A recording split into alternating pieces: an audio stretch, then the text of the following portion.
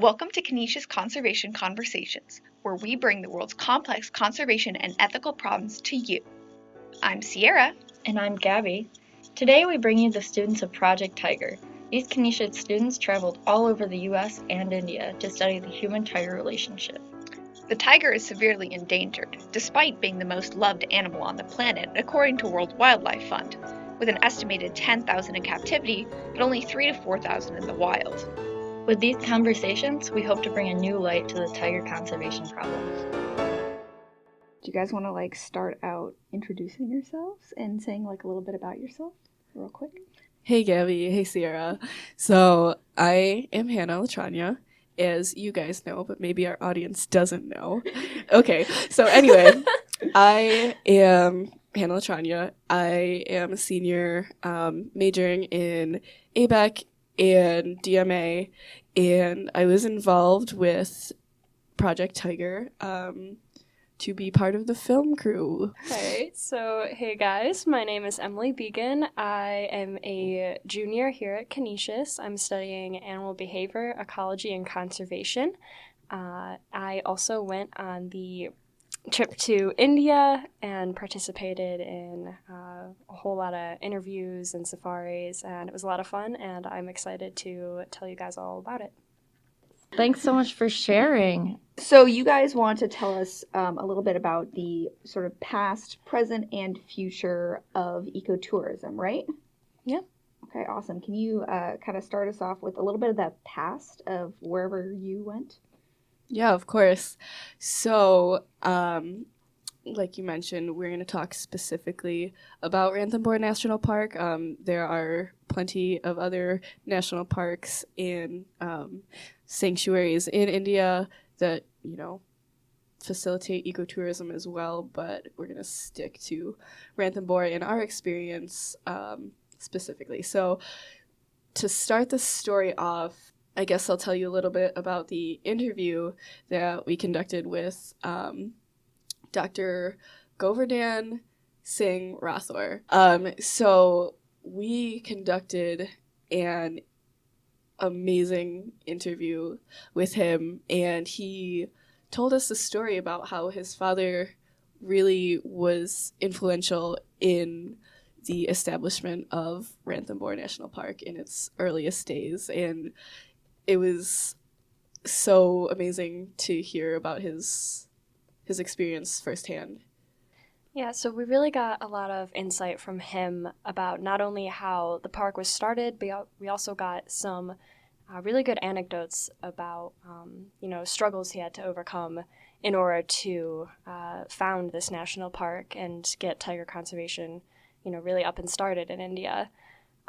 So we learned that Dr. Rathore's father, Fateh Singh, he actually used to be interested in hunting small game in India, but then he became more interested in the environment and the wildlife there, and so he started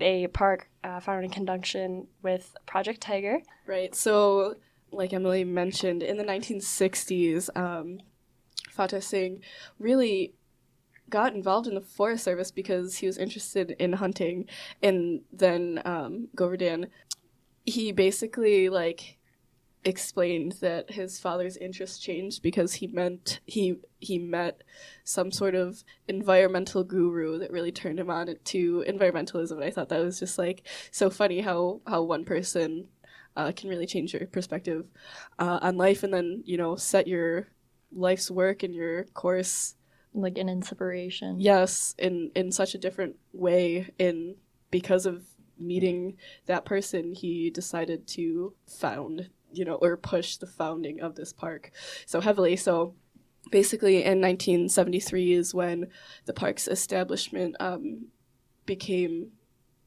official, I would say, and throughout the 70s and into the early 80s is when he really started focusing on studying the tiger population within the park, and he explained the reason why he was interested in the tiger population wasn't really for tourism at all in the beginning. He was just interested in knowing how many were there and how much it would take to start preserving the population there. And so he would use a baiting light, and it was a really interesting story if you want to talk about that part. Yeah, sure. So this was actually probably one of my favorite stories to hear while we were in India, just because of, I guess, the shock factor to it almost, especially to all of us as ABEX. There was definitely a shock factor to it, and it's interesting to kind of weigh the pros and cons. But basically what Fateh Singh did was he would tie a buffalo calf or some other type of tiger prey item to the back of a vehicle and then drive around the park, and there'd be a bell around the animal's neck. And slowly but surely, the tigers came to associate the bell with food, so the buffalo calf. Pavlov. Yeah, absolutely. Classical conditioning. But the tigers would hear that, they'd come running, they'd get the prey items, and through that, they kind of began to become more and more habituated to, the sounds and smells and sights of cars and, larger vehicles and humans. So initially, Mr. Singh was not doing this for the tourists, as Hannah mentioned. It was more for just, keeping track of how many tigers are out there and monitoring the health of the cubs. But once the park opened, when it was open to visitors and more people started touring there, the tigers were actually already pre-habituated to tourism, so they were out and about, and that is in part what attracted so many people to Ranthambore, and I would say probably too accounts for a lot of his success. Would you agree? Yeah, absolutely. Just to add a little bit more to that story, he would just go out in the pitch dark, and he would have the bait attached to the car, and he would just drive around in the dark, and then as soon as he heard any signs of the tiger, he would just use, hearing as his only sense, and he would turn on these big floodlights and kind of shock the tiger a little bit. So that was just interesting how risky that really was, because the tiger could have just turned and attacked him at any point. But he was so dedicated to it that I guess it's fine, my life's worth it. So it was just I don't know, thinking about seeing that happen, must have been crazy. It's really interesting to see how conservation shifts right over time. Oh, absolutely. Yeah, conservation methods. Oh yeah, you think about if people were to do something like that today, where you scare the tiger and you bring out the buffalo calf purely just to tie him to a backer truck and lead him along, of course people are going to generally view that as bad, but in the long run this has hugely helped with ecotourism, which has contributed so much to tiger conservation and India's success in conserving tigers. So it's really wild to think about just what has to be done to do something like that, and it's pretty crazy. It's all a give and take. Yeah, it absolutely is. Yeah, absolutely. And he also mentioned, though, that once the tigers did become a little bit more habituated to the trucks and would come out willingly, the baiting stopped. So it's not at any point did they bait tigers unnecessarily. They did it so they could, take a census of the tigers, essentially. And then once they had enough information, practices like that stopped, which is good. And so as Emily mentioned, when the park opened for tourism in the late 1980s,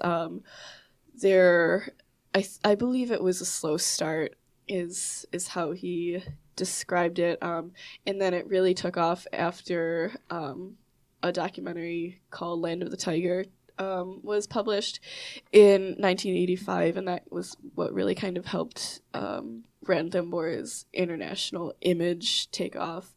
And throughout that process, 76 villages that were in the former boundaries of the park were also still in the process of being moved out, and that was not an easy, process it all. You know, this is actually a great segue into like what it's like in the present, because like we could go from, oh yeah, they did baiting, but they stop, they don't do it anymore. All right, lead us into the present, Sierra. Okay, so you mentioned that they don't bait tigers anymore, correct? So what is, can you kind of lead us in what Ranthambore is like now? Yeah, totally. So our experience at Ranthambore, for the most part, we were very surprised by how ethical, I might dare to say, the ecotourism Dare to was. say it. Dare to say. Ugh, feeling risky. Yeah, so we were very impressed with the rules and the regulations that we were told were established in the park, and then going out and being in the field and being on a tour, we were very impressed by how closely those rules and regulations were followed. For example, the way the trucks, would stick to the path, and even if we saw wildlife, even if we saw tigers, the drivers wouldn't deviate from that path. And that's not the case in some African countries. You want to tell me some experiences you had with ecotourism in Ranthambore? Sure, like experiences that I was impressed by, or whatever you feel like. Okay. So okay. Maybe a memorable one. So memorable could be good or bad. Yeah. Just... Oh, okay. Oh gosh. So let's see. I guess something that I found to be super memorable was we were doing a safari as the sun was setting, and we had just had like the most amazing safari. We had seen such a wide variety of wildlife, like the scenery was just beautiful. And then we stop by this like one field, and there's like forest in the background, and this tiger just kind of emerges from the mist. I don't know if you guys remember, but it was like towards the very end of the trip. And I actually think I'm talking about Kana, so I'm an idiot. It does apply to Ranthambore, because it just, again, going back to the whole habituation thing, that tiger walked so close to us. Like, I don't know how. It was scary. Yeah, like you could smell it. Like that was honestly probably like the one time where, like, I wouldn't say I was not scared, but I was like, I was. Wow. But, like, I was terrified. Yeah, like I definitely got like a little bit nervous. I was like, oh my god, I was scared that I wasn't scared. Yeah, that I feel I get that. I mean, we as humans are definitely programmed to be afraid of big cats. So. Yeah, because it's just like, this wow. giant tiger like walking so close to us, and she just walked right by. It was incredible, and I don't remember what the initial main question was. I'm pretty sure I just told a story. Experience. Can you guys kind of explore a little bit habituation in general? Did you feel like most of the animals in the park, the tigers specifically, were really habituated and not bothered? Was that a unique experience, or would you say in general? I would say in general, pretty much all of the animals were very highly habituated to the trucks and to people. Really, the only animals that we saw that were clearly not habituated were young animals, like babies that did not have the experience that their mothers had yet. And then, of course, there were some other like individuals that seemed a little bit uncomfortable. But even the animals that we saw that were a little bit uncomfortable, they were not fleeing by any means. They were, they were sticking around. They were maintaining their path until, a little while later they decided, okay, I've had enough, and they move off the path. So the whole habituation thing, I would say that was not like a fully unique experience, the one that I just described. It's something that we saw very commonly, and I don't know, I think personally it's probably a good thing, because like we don't want the tigers to be scared. Of course we don't want them too used to people, obviously, but it's also nice that they're comfortable around the trucks, that way we're not stressing them out, we're not scaring them, we're not moving them off of their territory, and they'll be out for the tourists to see. And in order to attract more eco-tourists, you have to have the tigers there for people to see, and that's going to be what brings in the money. That's going to be what gets people to care, and that's how you conserve the tiger. So, like you said, though, it seemed they were more habituated to the trucks and not as much people, because they hadn't been seeing individual people walking around. And when they did see groups of people, they were cautious of them. They weren't used to them. So that was an interesting distinction you made. I have a question for Hannah. Sure. Did you have any interesting experiences with when you were participating in the ecotourism with guides, or maybe like really good guides or guides that you weren't quite so interested in, or anything like that? We definitely had an exceptional guide experience with Mr. Shantanu. Yes, we all probably fell in love with him a little more than was appropriate. But anyway, facts. Yeah, like, I think that guide experience was something that really added to our own experience because of how passionate he was about conserving the tiger, and how passionate he was about his work and the environment, and how knowledgeable he was about, any question that we asked him. I don't think that we stumped him once, and he even, provided a really interesting ethical stance on some situations that, we wouldn't expect every guide to, think about on the level that he did. And to be able to have those educational conversations cross-culturally, that was super important for our learning experience, for him to be able to kind of give an insight about even other cultures, and what he thought about the way tigers are used in China. I thought that was a really interesting perspective, because from an American perspective, it's not our tigers that Chinese people might be using for medicine, and so we don't have that kind of perspective. We just say, Chinese people shouldn't, used canned tigers or used farm-raised tigers for this because it's unethical. But Shantanu kind of shed a different light on it, where he was like, well, if that's what they have to do, and that's what stops them from coming in and hunting our tigers that we need for tourism and that we need for maintaining our native populations, then maybe it's something that we have to allow as a necessary evil to protect our population. So I thought that in particular was something that was interesting, just being able to speak to him on a really deep philosophical level added to our experience, and just doing that right outside in the field as, we're observing tigers, and, especially like his specific tigers that he felt so proud of and fond of and had really watched grow up. I think it definitely added a level of appreciation to these animals that we definitely, of course, already appreciate the tiger, but to have that small extra personal connection be made to them through someone else was also just so inspiring, and really gives you hope, because a lot of conservation and sometimes can be an uphill battle. And so to have that like little shining light, I guess, No, definitely.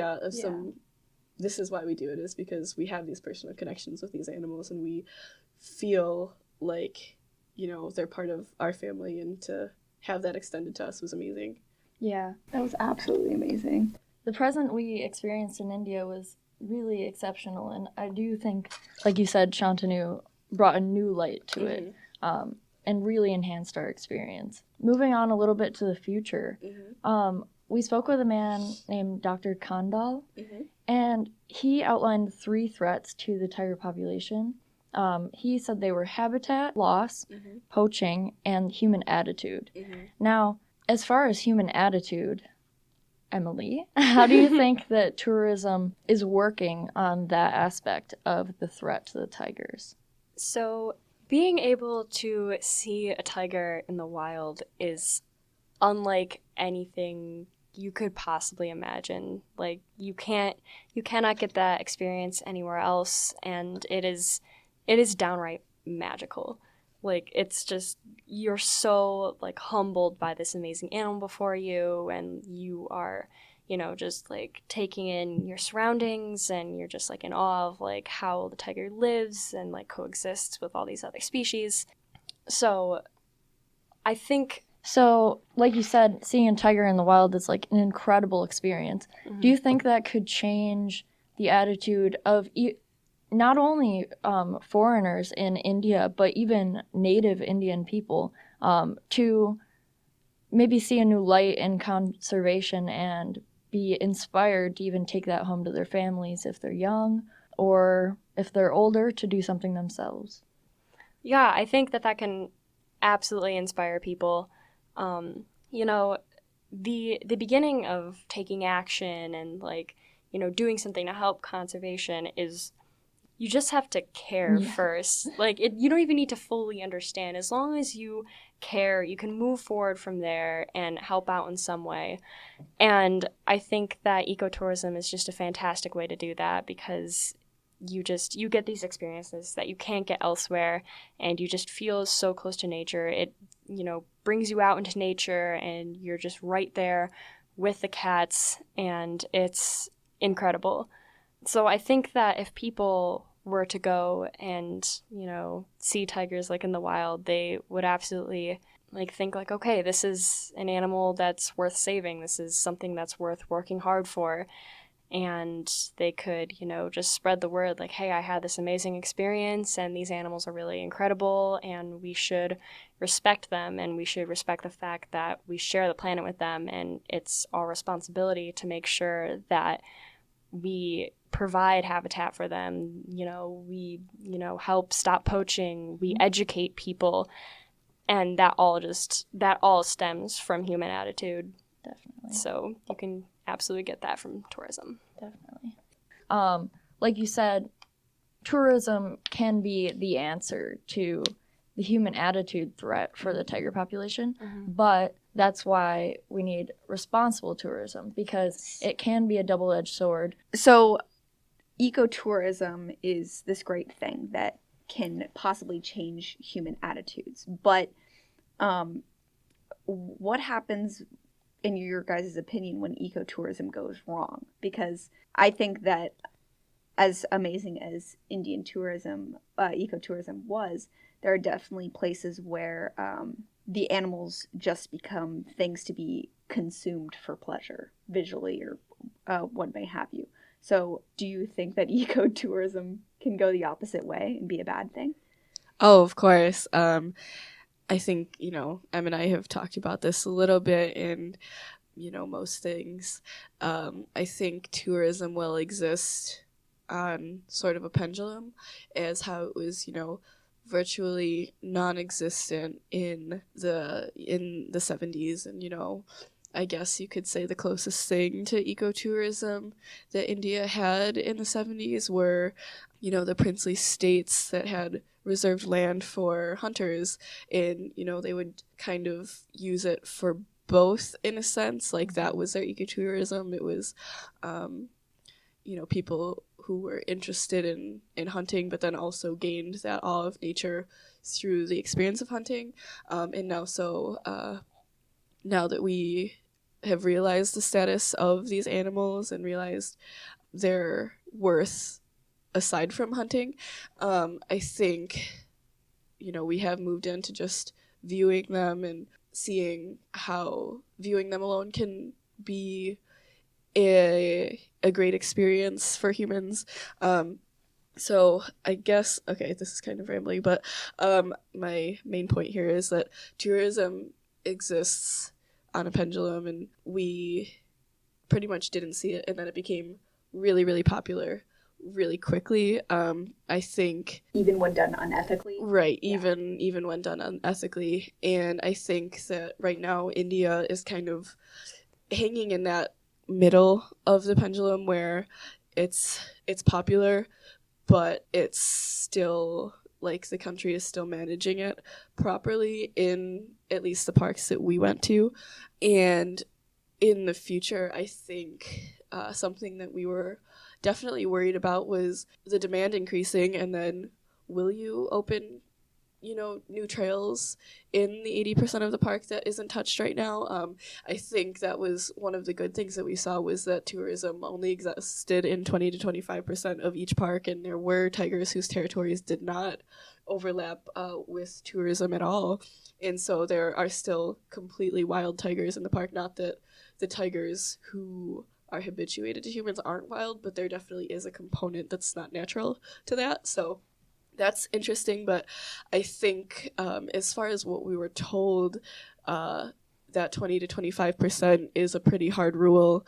And hopefully, that will be upheld into the future. And I think because of a lot of the conservation ethic and a lot of just like the general attitudes towards conservation held by a lot of the park managers and people that we met, officials, I think into the future that it's going in a positive direction if these rules continue, if the animals, I guess, continue to be their main priority over profit, then I see ecotourism being sustainable into the future. Hannah obviously has a very optimistic view, Yeah, but she is being very careful with it, yes, which is course. good. Very careful.